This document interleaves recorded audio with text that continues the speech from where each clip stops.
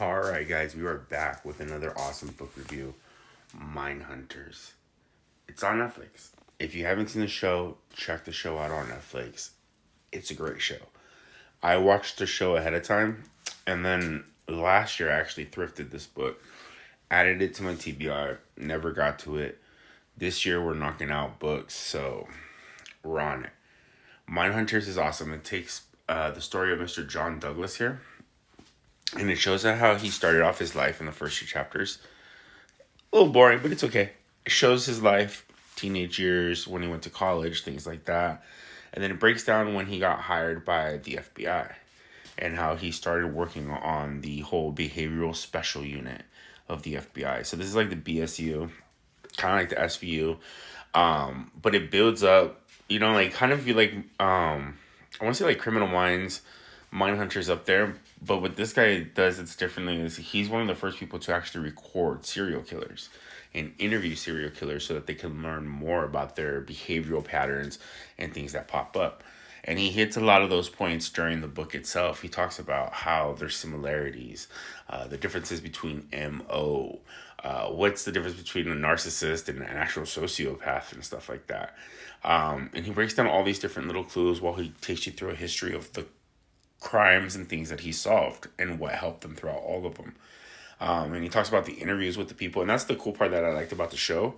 Was the show actually focuses more on the interviews and him going to interview each serial killer. The book gives you details about him figuring out the crimes and kind of what he personally was going through a lot more in depth. And that's what I liked about the Mindhunters book. It literally had me hooked. I was going through it. Like, I didn't know. And he kind of explains it, too, that most serial killers in the 1970s drove Beetles. 1960s, 1970s, they drove VW Beetle bugs. And the same thing went with most police detectives and FBI agents, which I thought was crazy that the VW is the car of choice. And then he even explains later on, like, when the VW bus started taking over and then when regular vans and buses started taking over for serial killers because it gave them a murder room to do everything while in the van.